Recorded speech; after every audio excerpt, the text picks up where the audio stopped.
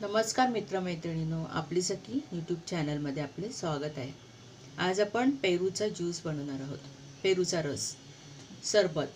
तर त्यासाठी मी हे पिकलेले छान असे पेरू आणलेले आहेत। हे स्वच्छ धुवून घेतलेले आहेत। आता आपण याला कापून घेऊया।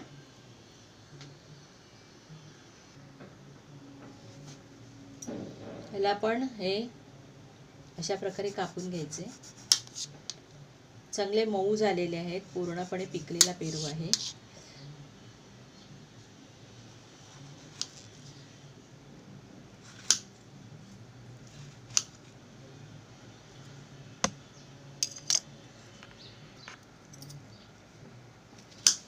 अशा प्रकारे आपण हे जे पेरू आहेत ते असे चिरून घेतले। आता आपण ह्याला एकतर तुम्ही मिक्सीला लावा किंवा हाताने तुम्ही त्याला स्मॅश करू शकता, मऊ करू शकता।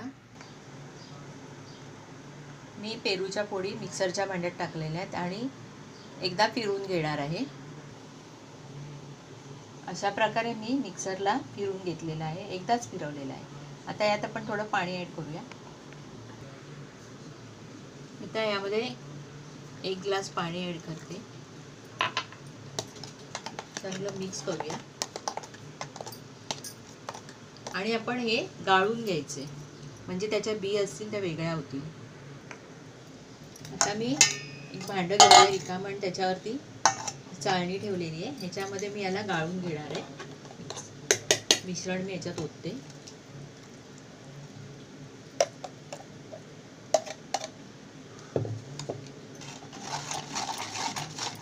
असं फिरवलं की ते त्याचं जो गर आहे तो खाली जाईल आणि फक्त बिया वरती राहतील।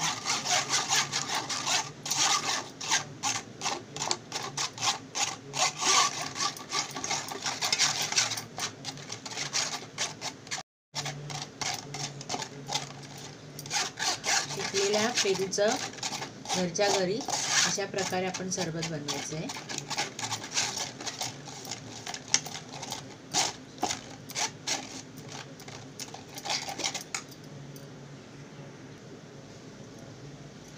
अशा प्रकारे बिया राहिलेल्या आहेत आणि खाली हा पूर्णपणे गर आपल्याला मिळालेला आहे। हा आपला ज्यूस तयार झालेला आहे।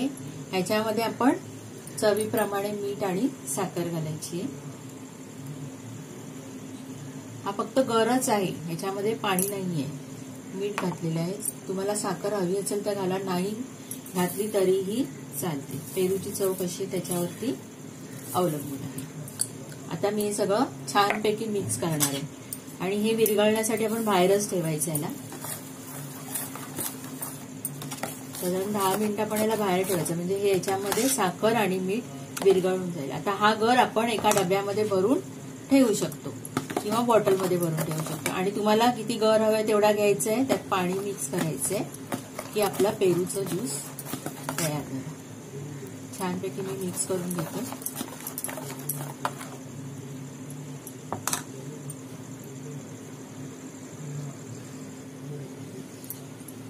आता जो हा गर आहे तो आपण ग्लासात घेऊया।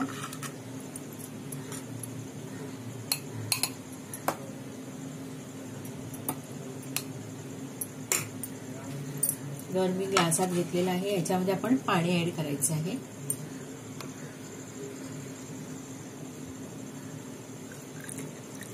पाणी घालूया आणि छानपैकी मिक्स करूया।